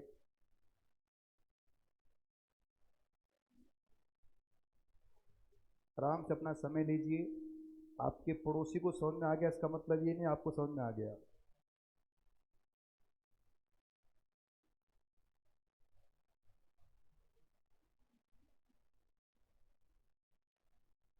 रफ में कीजिए बच्चों, ये बुक में नहीं लिखना एग्जाम्पल। ये एग्जाम्पल आपको बुक में नहीं लिखना।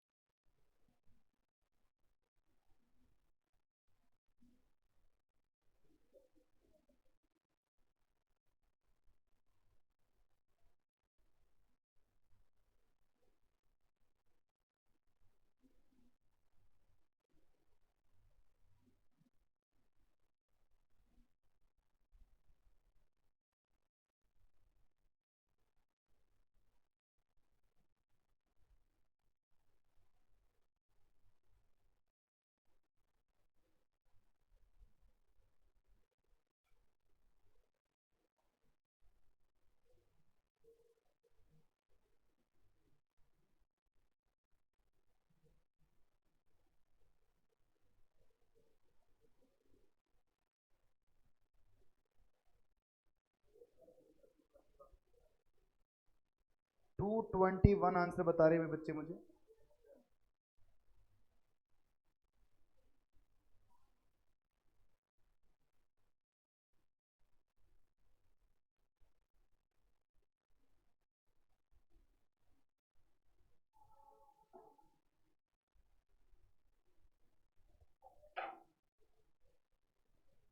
तो सबसे पहले मैं अगर फोर्थ मंथ की बात करूं 13 डेज आएंगे इसमें। इसके बाद में आप सीधा इस 7वें महीने वापस आए इंडिया में, तो 7वें महीने में आपकी 31 डेज होते हैं। इसमें से आप 16 माइनस कर देंगे, कितना आएगा ये? 15। 8वें में होगा 31 दिन, 9 में होगा 30 दिन, 10वें में है आपका 31, 11वां हो गया 30, 12वें में आएंगे 25 डेज। फिर फैब में वापस आए हैं आप, तो फैब में 28 डेज होते हैं, 13 माइनस करोगे तो 15 आ गया ये। और उसके बाद में मार्च में है 31 डेज, तो 221 डेज।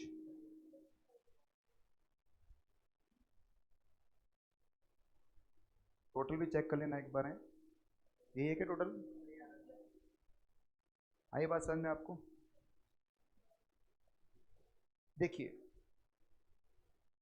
ये कोई जरूरी नहीं है कि आप इंडिया में बिजनेस के लिए ही रुके। आप चाहे किसी भी पर्पज के लिए इंडिया में आए हैं, इंडिया में स्टे करने मात्र से आप क्या बन जाते हैं? इंडिया के रेजिडेंट बन जाते हैं।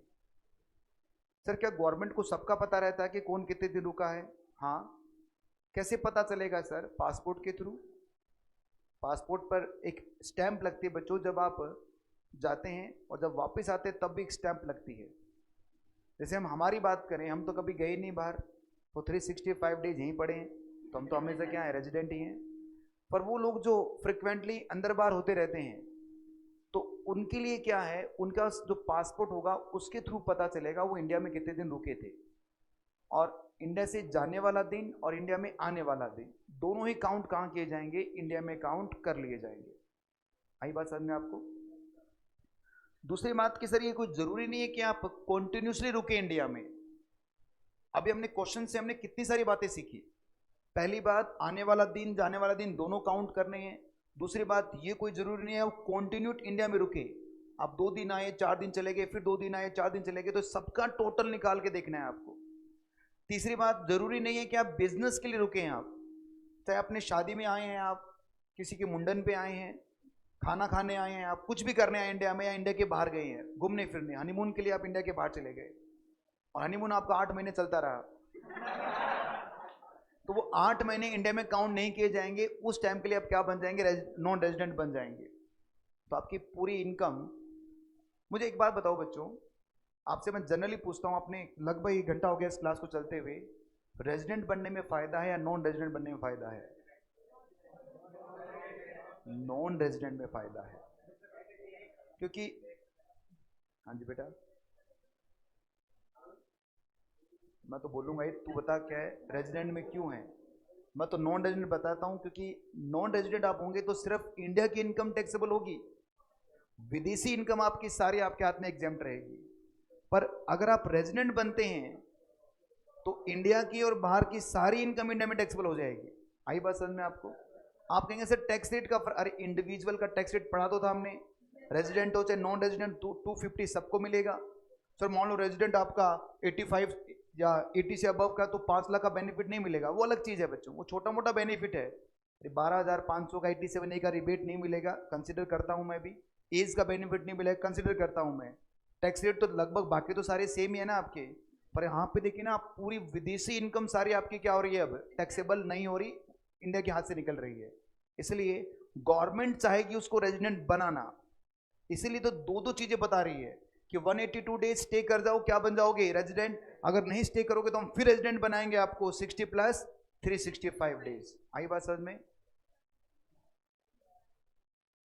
तो इसका मतलब रेजिडेंट बनने में फायदा है एसएससी पॉइंट ऑफ व्यू से, और गवर्नमेंट के हिसाब से रेजिडेंट बनाने में फायदा होगा। हो गया भाई सबका? बड़े आगे कोई डाउट तो नहीं है? चलो अब पढ़ते हैं नोट्स को। सबसे पहले आप सी पढ़िए, मैंने अपनी तरफ से करवाया आपको बेसिक कंडीशन पूरा, अब आप सी पढ़िए अपने आप, लगाइए अपना दिमाग।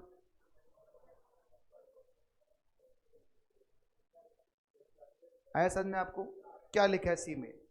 कि जब आप नंबर ऑफ डेज काउंट करेंगे तो आने वाला और जाने वाला दोनों दिन इंडिया में काउंट करेंगे। For purpose of counting of number of days stay in India, both date of departure as well as date of arrival are consider to be in India. इस एग्जाम्पल से आपको सारी बातें क्लियर होंगी, पहले बात। दूसरी बात बच्चों, बी पॉइंट पढ़ के बताइए क्या है?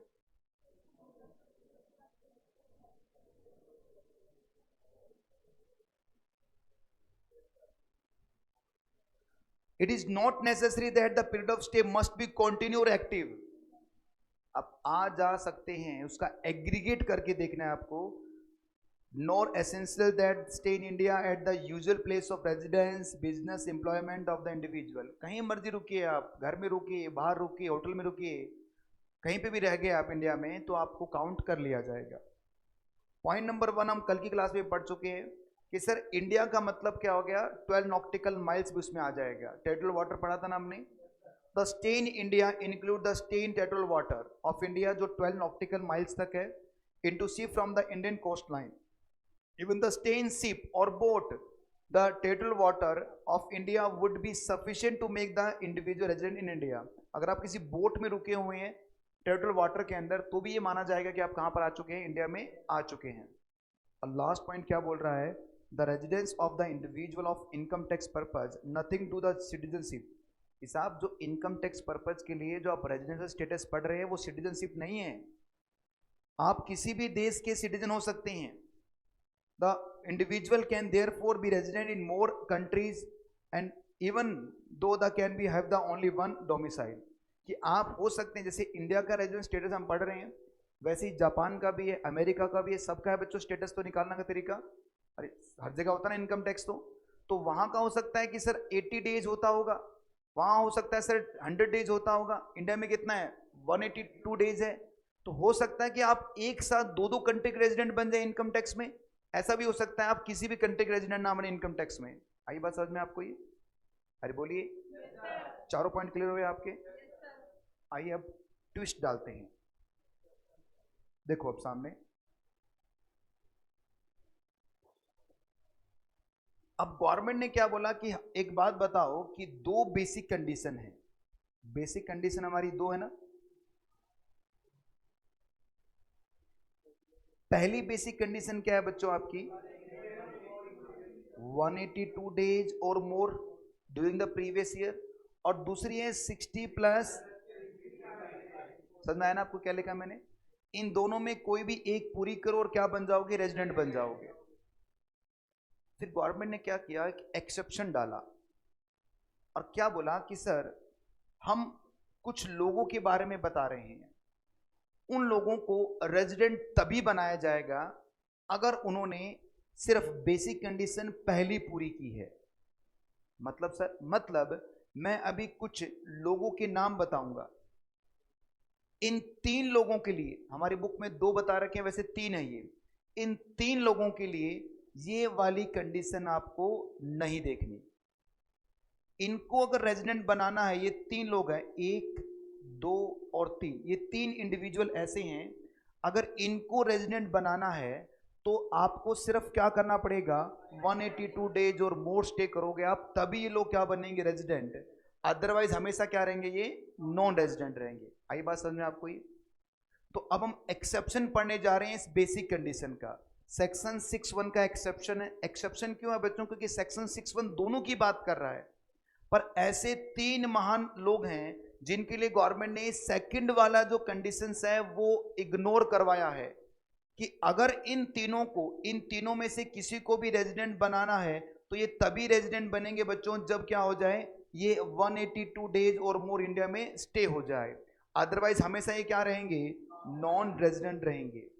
इसमें सबसे पहला व्यक्ति है कि अगर कोई पर्सन जो इंडियन सिटीजन है और इंडिया के बाहर जा रहा है किसी एम्प्लॉयमेंट की वजह से, किसी बिजनेस की वजह से, तो ऐसे व्यक्ति का स्टेटस 182 डेज और मोर होने पर ही क्या बनाएंगे आप, रेजिडेंट बनाएंगे.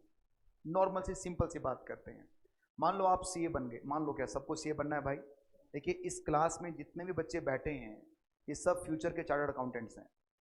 मेरी नज़र में सब सीए हैं बेटा. बस फर्क इतना है कि आपकी जो डिग्री है वो किसी पर्टिकुलर डेट पर आपको मिलने वाली है, मिलेगी सबको. ये लिख के ले लो, मैं लिख के दे देता हूँ आपको, सब बच्चे सीए बनेंगे. बस फर्क होगा इतना सा, कुछ बच्चे 2-4 अटेम्प्ट पहले बन जाएंगे और कुछ बच्चे 2-4 अटेम्प्ट बाद बनेंगे. वो तो आपके बिहेवियर पे है. अगर आप सीरियस होकर पढ़ाई करोगे तो उस डिग्री के लिए जिसके लिए आप यहाँ इकट्ठे हुए हैं वो आपको जल्दी मिल जाएगी. बीकॉम के बेस पर ना ही तो नौकरी मिलेगी ना ही छोकरी मिलेगी, इसके बेस पर होगा बेटा. ये जो पढ़ रहे हो ये आपका फ्यूचर है, यही आपके फ्यूचर को बताएगा कि आप कहाँ तक जाने वाले हो. सोचिए आगे आने वाले आपके जो 40-50 साल आप जिएंगे वो इस डिग्री के बेस पर जीने वाले हैं. ये जो 4 महीने की जो आप मेहनत 4 साल की जो मेहनत करोगे आप, ये आपके आने वाले 40 साल को आसान या मुश्किल बनाने वाली है. ये जो जिस एज में आप अभी खड़े हैं, मुझे पता है बच्चों ये थोड़ा सा क्रिटिकल एज होता है. इसमें बहुत सारी चीज़ें आपको पूरी करनी है. कीजिए, सब लोग करते हैं, सब करते हैं, बट प्रॉब्लम क्या है, अपने लक्ष्य को मत भूल जाना। याद रखना आप सीए कर रहे हैं और सीए स्टूडेंट को पढ़ना पड़ता है, पढ़ना पड़ेगा, जो पढ़ेगा उसको डिग्री मिलेगी। पढ़ना तो सबको पड़ेगा, अभी पढ़ ले भाई, नहीं तो अगली बार इंस्टीट्यूट पढ़वाएगा, नहीं पढ़ेगा तो उसकी अगली बार पढ़ाएगा। और जब किताबें पुरानी हो जाती हैं, जब साथ का जो बैठा था वो अगली क्लास में प्रमोट हो जाता है, तो बड़ी तकलीफ होती है वही चीज़ें फिर से देखने में। और फर्स्ट अटेम्प्ट गोल्डन अटेम्प्ट होता है बच्चों, पहली बार जो होगा वो सबसे बेहतरीन होगा। तो फर्स्ट अटेम्प्ट में ही पास होना है, और इंस्टीट्यूट का रिजल्ट तो बहुत बढ़िया निकाल रहे हैं लोग, तो निकल जाइए, पास हो जाइए जल्दी से, ठीक है। अब सुनिएगा, मान लो आप सीए बन चुके हैं आज के दिन, और आपकी जो जॉब है वो दुबई में लग गई, ठीक है। आप जॉब कर रहे हैं दुबई में, आपकी सैलरी है 20 लाख रुपए साल की, 20 लाख आप कमा रहे हैं, दुबई में रहते हैं आप। अब मुझे बताओ बेटा, दुबई में रहते हो, दुबई में पैसा कमाया आपने वहीं पे, तो इंडिया में टैक्सेबल होगा क्या? क्योंकि स्टे इन इंडिया नहीं है आपका। पर एक बात बताओ, क्या अपने घर वालों से मिलने नहीं आओगे? क्या वहीं पड़े रहोगे क्या? बिल्कुल सर, आएंगे सर। और साल में अगर 2-3 बार भी आते हैं, वार त्योहार कितने सारे होते हैं हमारे किसी भी पर्पज के लिए, तो 60 दिन ज्यादा नहीं होते। प्लीज यार आप आगे बैठ के लगातार कंटिन्यू बात कर रहे हो, मैं फिर डांट लगाऊंगा ना, फिर तुम्हें तकलीफ होगी। फिर मैं कह रहा हूं, मैं आपने अभी अभी हल्के में ले रखा है, मैं कंसेप्ट जब पढ़ा रहा हूं तो कोई कुचरनी नहीं चाहिए मेरे को बीच में। मैं भूल जाता हूं यार क्या बोल रहा हूं मैं, इसमें नुकसान बाकी जिनको पढ़ना है उनका नुकसान होगा। क्या कोई कॉमेडी करने के लिए बैठाऊंगा यहाँ पर मैं? अगर कॉमेडी करनी है आपको, बातें करने में चला जाता हूँ, बेटा पहले वो कॉमेडी देख लो आप। यार मैं कंसेप्ट समझा रहा हूँ आपको क्यों हो रहा है ये, और आप अपने लगे पड़े। क्या ऐसे एग्जाम्पल ना दूं क्या आपको? नहीं चाहिए ऐसे एग्जाम्पल की जहां पर रियल लाइफ को कनेक्ट करूंगा तो आप उसके मजे लोगे, आप तो नहीं दूंगा भाई। मैं नहीं चाहता कि मैं एक सीरियस नोट पे क्लास में पढ़ाऊं, क्योंकि सीरियस नोट पे ना तो आप ढंग से कंफर्टेबली पढ़ पाओगे, ना मैं पढ़ा पाऊंगा। तो मुझे जितना इजी करोगे उतना मजा आएगा आपको, आएगा, ठीक है। बीच में बात मत करो, सुनो यार क्या बोल रहा हूं आपको मैं। तो ऐसा भी तो होगा, 2 महीने के लिए आप इंडिया में आ गए, जैसे ही आप 2 महीने इंडिया में आ गए, 60 डेज जैसे ही पूरा हो गया आपका, क्योंकि तो इससे पहले तो इंडिया में थे ही आप, तो इसका मतलब क्या हो गया, आपकी बेसिक कंडीशन पूरी हो गई। और आपकी हालांकि वो इनकम कौन सी है, जो दुबई में कमाई है आपने, दुबई में आपको मिली है, तो फॉरेन इनकम है वो, तो वो भी क्या हो जाएगी, इंडिया में टैक्स हो जाएगी। आई बात समझ में? इसीलिए गवर्नमेंट ने कुछ एक्सेप्शन डाले कि अगर आप 6 महीने लगातार इंडिया में बैठे हैं, देखो 182 दिन का मतलब लगभग 6 महीना हो गया ना, 6 महीने बैठे तो इसका मतलब खाली तो नहीं बैठे आप, इसलिए आपको रेजिडेंट हम बना देंगे। पर नॉर्मली अगर कोई पर्सन एम्प्लॉयमेंट के लिए इंडिया से बाहर गया है, तो उसके केस में हम 365 प्लस 60 डेज वाली कंडीशन नहीं देखेंगे, उसको रेजिडेंट कब बनाएंगे, जब वो क्या होगा, 182 दिन से ऊपर इंडिया में स्टे करेगा ड्यूरिंग द प्रीवियस ईयर। दूसरा पर्सन, एक ऐसा पर्सन जो इंडियन शिप का क्रू मेंबर है। इंडियन शिप समझते हो आप? इंडियन शिप के अंदर बहुत सारे लोग काम करते हैं बच्चों, जो इंडिया के बाहर जाता है। कोई सफाई वाला है, कोई शिप का कैप्टन है, कोई इसमें फ्यूल डालने वाला है, कोई डॉक्टर है, कोई रसोईया है, सब होते हैं बेटा शिप के अंदर।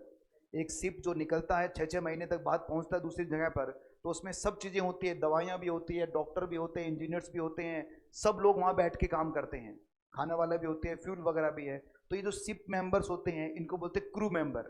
तो अगर कोई इंडियन सिटीजन जो इंडियन शिप का क्रू मेंबर है और वो इंडिया के बाहर जा रहा है, किसके लिए बाहर जा रहा है बेटा, एम्प्लॉयमेंट के लिए जा रहा है।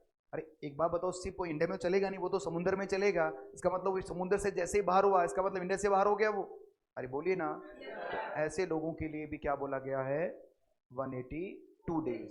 और तीसरा व्यक्ति अभी बताऊंगा, उससे पहले हम पढ़ते हैं हमारे मॉड्यूल में कुछ बातें, देखते हैं एक्सेप्शन। पहले आप इस पूरे पैराग्राफ को पढ़िए, यहां से लेकर यहां तक पढ़िए अपने आप।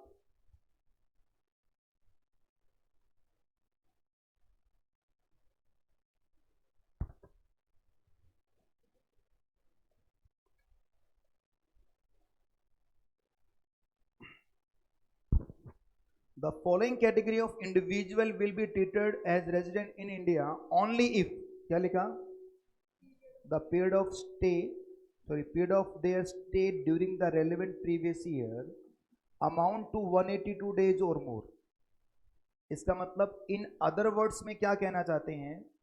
In other words, even if such person were in India 60 days or more but less than 182 days in the relevant previous year, they will not be treated as a resident due to the reason their stay in India was for 365 days or more during the 4 immediately preceding previous year। तो shortcut में क्या बोलना चाह रहे हैं बच्चों कि sir 182 days और मोर स्टे करेंगे फॉलोइंग पीपल, तभी वो क्या बनेंगे? रेजिडेंट बनेंगे। रेजिडेंट मतलब क्या हो गया? बेसिक कंडीशन नंबर 1 पूरी कर पाएंगे। आई बात समझ में आपको? तो ये कौन है बच्चों? 3 लोग हैं वैसे ही, हमारी बुक में 2 लिखे हुए हैं, पहले दोनों इसी में लिखे हुए हैं। पढ़िए आराम से कौन कौन है। सबसे पहला जो आपको अंडरलाइन करना है या फिर वो करना है बच्चों, इंडियन सिटीजन। इंपॉर्टेंट पॉइंट है, अगर आप इंडियन सिटीजन हैं तभी आपको ये बेनिफिट मिलने वाला है। इंडियन सिटीजन कौन होते हैं सर? जो इंडिया में जन्म लेते हैं, जिनके पास इंडिया का आधार नंबर होता है ना, आधार नंबर हमारे पास, वो इंडियन सिटीजन है। अगर आप एक इंडियन सिटीजन हैं who leave India, leave India मतलब इंडिया को छोड़कर जा रहे हो आप, during the relevant previous year as a member of crew of Indian ship or the purpose of employment outside India. 2 लोग हो गए ना, एक कौन हो गया? इंडियन शिप का क्रू मेंबर, एक हो गया कोई भी पर्सन जो क्या क्यों जा रहा है इंडिया के बाहर? एम्प्लॉयमेंट के लिए जा रहा है। तो ऐसे लोगों के लिए 182 डेज और मोर वो स्टे करेंगे तभी क्या बनेंगे? Otherwise resident. आई बात समझ में? अब बात करते हैं सेकंड वाला या थर्ड वाला पर्सन, ये कौन है? इंडियन सिटीजन, इंडियन सिटीजन या person of Indian origin who being outside India come on visit, come on visit, underline करो बेटा इस वर्ड को, come on visit to India during the relevant previous year. बस ऐसे बहुत सारे लोग हैं बच्चों जो इंडिया के बाहर रहने लग गए हैं, उनको अपने वतन की याद आती है और वो इंडिया में आते हैं विजिट के लिए। देखो बेटा, कम ऑन विजिट का मतलब, विजिट का मतलब होता है आकर वापस चले जाना, उसे बोलते हैं विजिट। एक पर्सन जिसको हम एनआरआई बोलते हैं बच्चों, नॉन रिटर्निंग इंडियन, एक पर्सन जो इंडियन सिटीजन है और वो विजिट पर इंडिया में आया है, अपने गांव में आया है, अपने परिवार से मिलने आया है और वापस क्या है? चला गया। तो ऐसे पर्सन्स के लिए 182 डेज और मोर जब तक वो स्टे नहीं करेगा तब तक क्या नहीं होगा? रेजिडेंट नहीं बनेगा। सर ये इंडियन सिटीजन तो समझ में आता है, पर ये पर्सन ऑफ इंडियन ओरिजिन क्या होता है? भाई इंडियन सिटीजन तो क्या हो गया, जिसने भारत में जन्म लिया वो इंडियन सिटीजन है, पर ये पर्सन ऑफ इंडियन ओरिजिन क्या होता है, इसकी बात करेंगे। अगर इनमें से कोई भी व्यक्ति इंडिया में विजिट करने आ रहा है, घूमने फिरने आ रहा है, तो उस केस में क्या होगा? अगर वो 182 दिन से ऊपर इंडिया में स्टे करेगा तभी क्या माना जाएगा? रेजिडेंट माना जाएगा। यहां तक समझे? अब ये पर्सन ऑफ इंडियन ओरिजिन क्या है उसकी बात करते हैं। देखो बेटा, person of Indian origin PIO, मैं पर्सन ऑफ इंडियन ओरिजिन बन जाऊंगा। कब बनूंगा? या तो मेरा जन्म इंडिया में हुआ है, तो मेरा जन्म इंडिया में हुआ है तो पर्सन ऑफ इंडियन ओरिजिन बनने की क्या जरूरत है? मैं क्या बन गया? Indian citizen. अगर मेरे पिताजी का जन्म इंडिया में हुआ है, मेरा जन्म इंडिया के बाहर हुआ है, तो मैं क्या होऊंगा बेटा? Person of Indian origin. आई बात समझ में? मेरी माताजी का जन्म इंडिया में हुआ है और मेरा जन्म इंडिया के बाहर है, तो मैं क्या हूं? Person of Indian origin.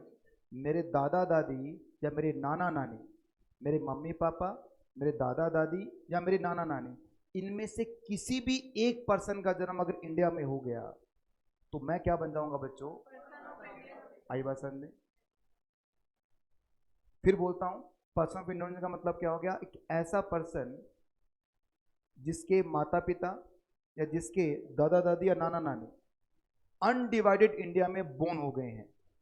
मतलब दादा दादी की बात करें तो पुराना भी हो सकता है। अनडिवाइडेड इंडिया में कौन कौन आता है? पाकिस्तान और Bangladesh.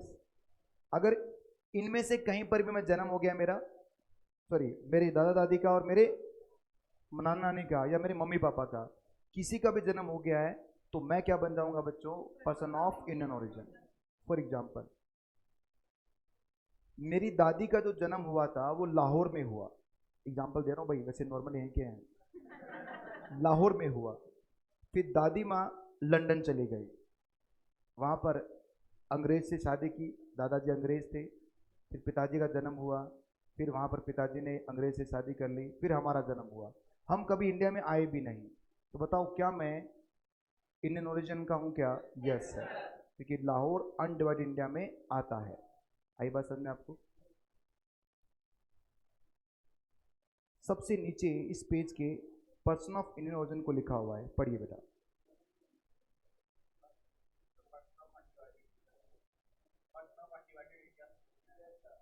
Undivided, born in undivided India. अभाज्य भारत में देखिए, आज़ादी से पहले पाकिस्तान भारत का ही हिस्सा था बेटा, बांग्लादेश भी भारत का हिस्सा था।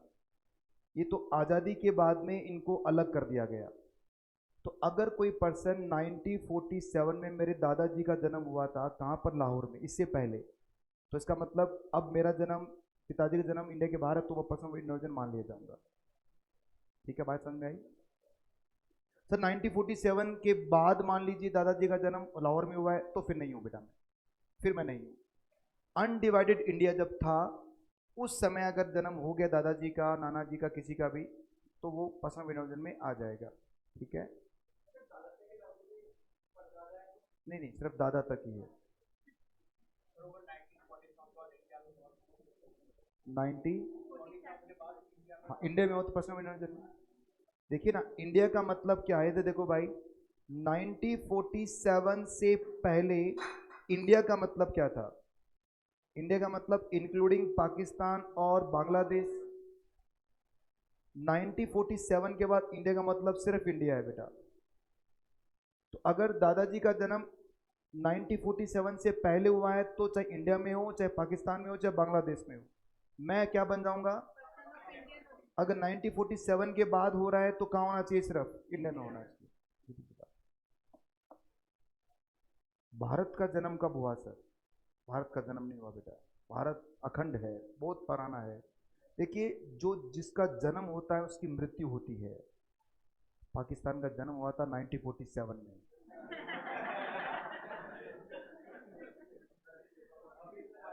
भारत अमर है बच्चों, जो जन्मता है उसकी तो मृत्यु होती है। हम सब मर जाएंगे एक दिन, जैसे मैंने कल बताया था। पर जो चीज अमर है बच्चों, जैसे इंडिया कहीं नहीं जाने वाला, क्योंकि जन्मा थोड़ी है ये। आए समझे आपको ये? A person is said to be Indian origin if he or either his parents, either of his grand parents was born in undivided India. इस पर ना एमसीक्यू नोट कर देना, खूब एमसीक्यू पूछे गए हैं। पेरेंट्स और ग्रैंड पेरेंट में लिख देना आप दादा दादी,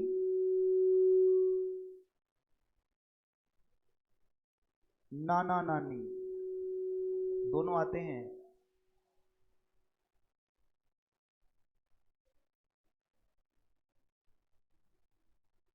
ठीक है,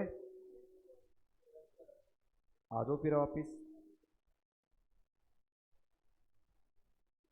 स्टार्टिंग से। या तो 182 डेज या 60 प्लस, ये सब के लिए है, पर ये 3 लोगों के लिए नहीं है। पहला कौन सा? एम्प्लॉयमेंट के लिए इंडिया के बाहर गए आप। दूसरा कौन सा? क्रू मेंबर हैं आप शिप के। और तीसरा जो इंडिया में विजिट करने आए हैं। याद रखना बच्चों, इन दोनों के लिए इंडियन सिटीजन होना चाहिए। और ये कौन है? Indian citizen plus person of Indian origin. यहीं पे घूमेगा क्वेश्चन आपका। ठीक है, बड़े आगे। अब देखिए, अब ये जो पॉइंट नंबर 2 है, ये क्या बोला? फिर बोलते हैं कि अगर आप इंडियन ओरिजिन के हैं या फिर इंडियन सिटीजन हैं और इंडिया में आप विजिट करने आए हैं, तो आपका रेजिडेंट स्टेटस, रेजिडेंट आप तभी बनेंगे यदि आपने 182 डेज और मोर इंडिया में स्टे किया है। ये बोल रहा है पॉइंट नंबर 2, ये तो बोल रहा है। पर इस पॉइंट नंबर 2 का ये हाउएवर वाला पॉइंट है बच्चों, यहां से लेकर यहां तक, ये पॉइंट नंबर 2 का ही है। अब ये क्या कह रहे हैं, पॉइंट नंबर 2 में एक प्रोविजो ओ डाला गया। पॉइंट नंबर 2 क्या था, अगर आप पर्सन ऑफ इंडियन ओरिजिन है या आप इंडियन सिटीजन है, इंडिया में घूमने आए हैं, घूम के वापिस चले जाएंगे, तो 182 दिन से ऊपर स्टे करोगे तो ही क्या बनोगे, रेजिडेंट बनोगे। ये बोल रहा है पॉइंट नंबर 2, जो हमने सिंपल लैंग्वेज में देखा। पर इसका जो हाउएवर पॉइंट क्या बोलता है, ये कहता है कि अगर कोई पर्सन इंडियन सिटीजन है या फिर क्या है, पर्सन ऑफ इंडियन ओरिजिन है, और वो इंडिया में घूमने आया है और उसकी इंडियन इनकम 15 लाख से ज़्यादा है, एक पर्सन जो इंडिया में घूमने आया है और उसकी इंडियन इनकम 15 लाख से ज़्यादा है, तो उस केस के अंदर, उस केस में क्या होगा बच्चों को, एक मिनट यहाँ दिखाता हूँ, इसे मत देखो, इधर देखो सामने। पॉइंट नंबर 2 हमें क्या बोल रहा था अभी, सुना, थोड़ा टेढ़ा मेढ़ा टॉपिक है कि सर अगर आप इंडियन सिटीजन है या फिर आप पर्सन ऑफ इंडियन ओरिजिन है और इंडिया में क्या करने आए हैं, आप विजिट करने आए हैं, तो आपका स्टेटस क्या होगा, 182 डेज पे होगा। मतलब क्या नहीं देखना, 360 प्लस 365 नहीं देखना। पर यदि यही पर्सन अगर इंडिया में घूमने आ रहा है, ठीक है, और इसकी इंडियन इनकम 15 लाख से एक्सीड कर जाए, बेटा 15 लाख पूरी होगी तो भी सेक्शन अप्लाई नहीं होगा, प्रोविजन नहीं, 15 लाख से एक्सीड कर जाए कौन सी इनकम, इंडियन इनकम, तो इस केस में ये इस पॉइंट से बाहर हो जाएगा। मतलब सर, मतलब ये पॉइंट क्या बोलता है, सेकंड पॉइंट 182 डेज ही देखना है, ये नहीं देखना, ये तो बोल रहा है। पर अगर इसी व्यक्ति की जो इंडिया में विजिट करने आया है, इंडियन ओरिजिन या पर्सन ऑफ इंडियन ओरिजिन जो इंडिया में विजिट करने आया है, उसकी इंडियन इनकम कितनी हो जाए, तो अब ये इस पॉइंट से बाहर हो जाएगा और ये वापिस नॉर्मल पॉइंट में चला जाएगा। नॉर्मल पॉइंट क्या बोलता है, 182 डेज 60 प्लस। फिर गवर्नमेंट ने इस प्रोविजन को चेंज किया और कहा कि सर इस प्रोविजन से तो बाहर हो जाओगे आप और आप वापस रिवाइव हो जाओगे नॉर्मल प्रोविजन में। पर नॉर्मल प्रोविजन को हम थोड़ा अमेंड कर देते हैं। अमेंड क्या किया गया बेटा, जहां 60 था वहां आप कितना पढ़ना पड़ेगा, 120 डेज पढ़ना पड़ेगा। आई क्या बात समझ में, सर सब गड़बड़ हो गया। देखो बेटा फिर से समझते हैं। सबसे पहले पॉइंट नंबर 2 जो हमारी बुक में लिखा हुआ है क्या बोलता है, आप इंडियन सिटीजन हैं या पर्सन ऑफ इंडियन ओरिजिन है और इंडिया में क्या करने आए हैं, आप विजिट करने आए हैं, ठीक है। तो आपके लिए 182 डेज और मोर है, आपके लिए क्या नहीं है, 60 प्लस 365 डेज नहीं देखेंगे हम। पर यदि आप इन दोनों में से कोई भी यही काम करने आ रहे हो और आपकी इंडियन इनकम एक्सीड कर जाए कितना, 15 लाख से, तो इस केस में क्या होगा बच्चों, इस केस में या तो 182 डेज मोर या फिर क्या देखना पड़ेगा, 60 डेज को काट कर 120 प्लस 365 डेज और मोर, तभी आप क्या बनोगे, रेजिडेंट। आई बात समझ में आपको, पहले पड़ गई। अभी इस पे करेंगे बेटा, अभी एनालिसिस करेंगे इस पर उससे पहले ही हाउएवर वाला पॉइंट करते हैं खत्म। However the such person having total income, यहां से ब्रैकेट स्टार्ट होगा, other than the income from the foreign sources, income which accrue or arise outside India except income from the business control from profession set up in India and the which not deemed to accrue or arise in India। यहां तक bracket बंद है बच्चों। इसके आगे लिखोगे आप, ये जो ब्रैकेट आपने लगाया है, इस ब्रैकेट का मतलब क्या है बच्चों, इसका मतलब है that is Indian income.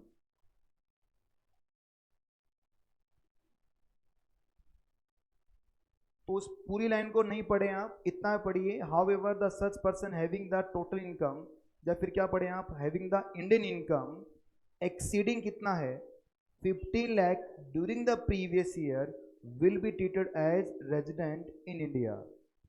If कब होगा ये, the period of stay during the relevant previous year amount to 182 days और मोर, ये तो सबके लिए होता है। या फिर he has been in India during the 4 immediately preceding previous year, कितना 365 days और more, and has been in India for at least कितना 120 days in previous year। बोलिए, समय है हमारे पास अभी। एक काम करेंगे बच्चों, एक छोटा सा टेबल बनाएंगे। अब कहाँ बनाएंगे, इस पेज पे जगह है तो यहाँ बना लीजिए या कहीं भी बनाइए, टेबल बनाइए। पहले देखिए क्या बनेगा टेबल में।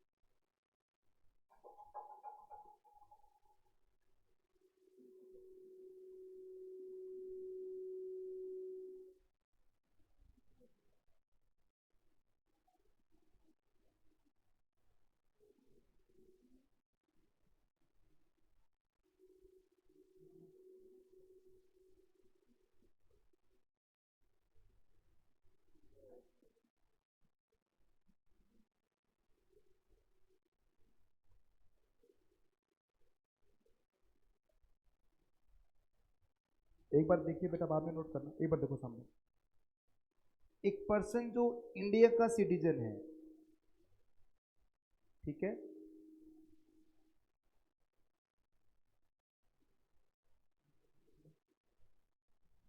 और during the previous year India में स्टे कर रहा है बच्चों 179 डेज।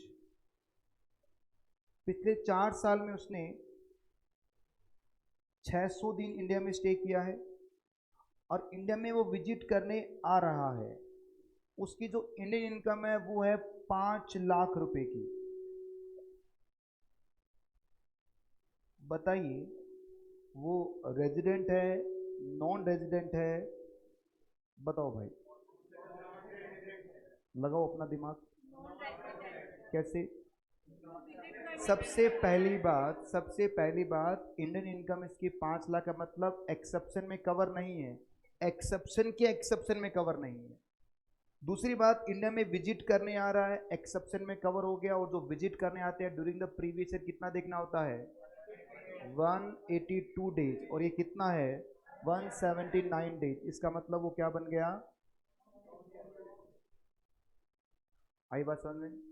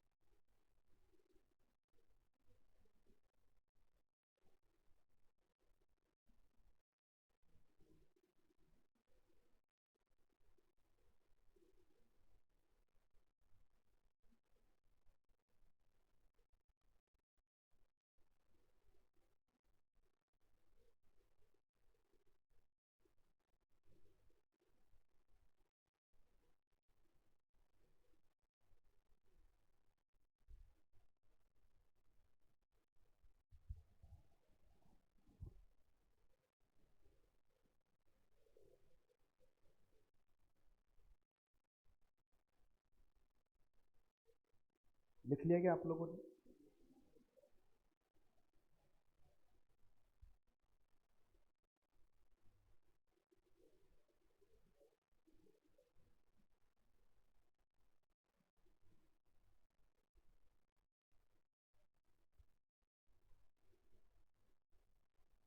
पूरा लिख रहे हो क्या आप? पहले इन सबको पूरा लिख रहे हो क्या आप?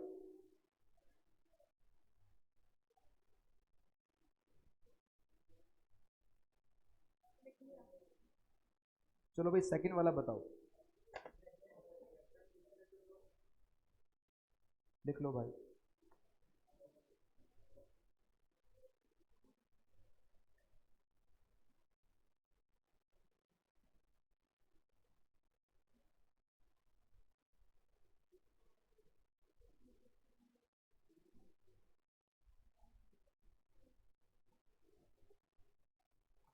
समय कम है भाई, थोड़ा जल्दी से लिखिए इनको, थोड़ा बड़ा करूँगा इसको।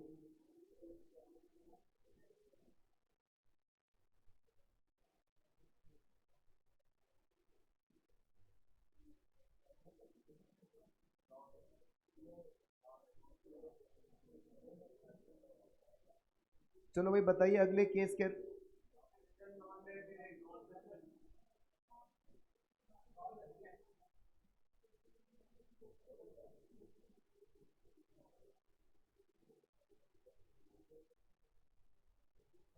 केस नंबर 2, इंडियन सिटीजन है बेटा, पहली बात। दूसरी बात, वो विजिट करने भी आ गया है, एक्सेप्शन में कवर है, पर उसकी इंडियन इनकम कितनी है? तो अब 120 प्लस 365 या फिर 182 डेज। देखिए ड्यूरिंग द प्रीवियस ईयर 182 तो नहीं है, पर चेक करो 120 है क्या? Yes sir. क्या 365 है क्या? No sir. तो क्या बनेगा? आई सर में। अगला केस,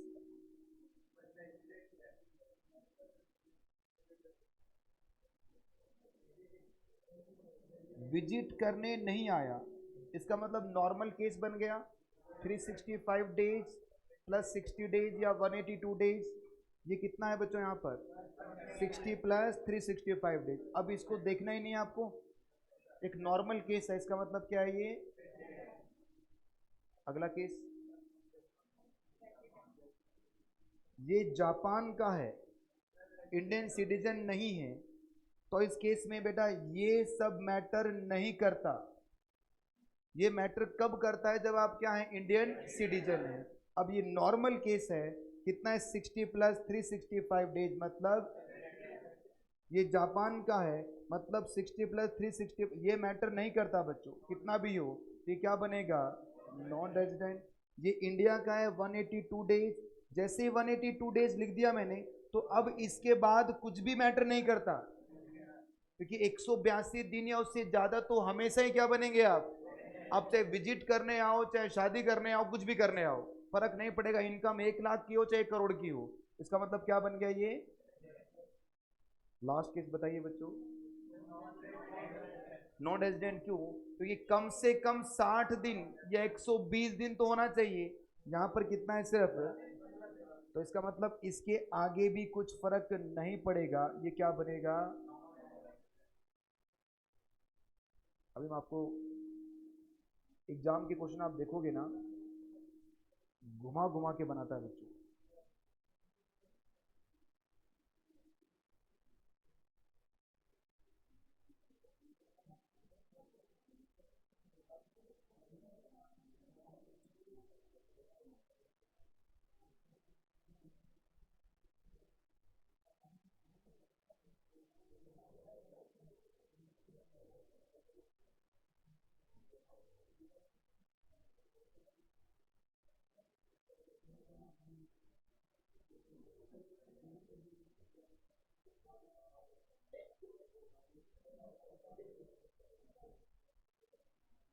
कोई पॉइंट किसी को पूछना हो?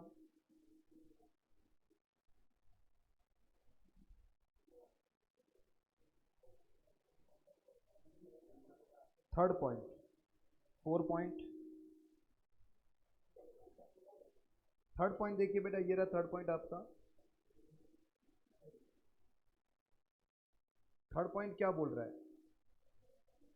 कि आप इंडिया में विजिट करने नहीं आए, इसका मतलब एक्सेप्शन में कवर नहीं हुए। अरे एक्सेप्शन में विजिट करने आओगे तभी तो कवर होगे, तो इसका मतलब अब ये नॉर्मल केस बन गया। और नॉर्मल केस क्या था, 182 डेज और मोर या 60 प्लस 365 डेज।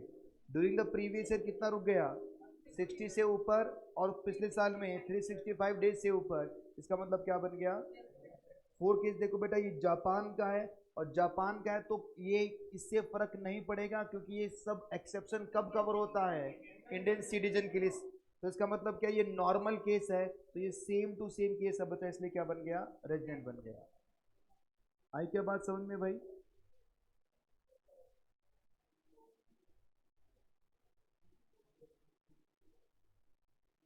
बेटा पर्सन ऑफ इंडियन, इस पे मैंने कहाँ लिखा है, इसके पिताजी, इसकी माताजी, इसके नाना जी अनडिवाइडेड इंडिया में बोर्न हुए हैं। एक नॉर्मल सा केस है बेटा, आप उसको क्यों ऐसे। हाँ अगर ये पीओआई होता, ये कह रहे हैं सर इस केस में अगर ये पीओआई होता तो क्या होता, बताओ भाई क्या होता फिर। एक्सेप्शनल केस बन जाता ना, बिल्कुल बन जाता। अब इस केस में क्या होगा, ये वन, तो ये क्या बन जाता, नॉन रेजिडेंट बन जाता। पर इसी केस में अगर ये 15 लाख हो जाए तो भी नॉन रेजिडेंट, क्योंकि 15 से ज्यादा होने पर आते हो बेटा। और बताओ, पांचवा केस लीजिए, जापान का है भाई।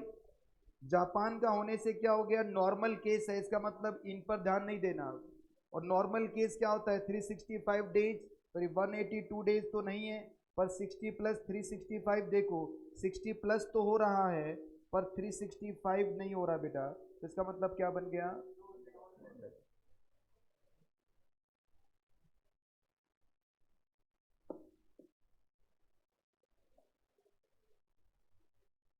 तो चलिए आज के लिए इतना ही, मिलते हैं अगली क्लास में, तब तक के लिए बाय बच्चों।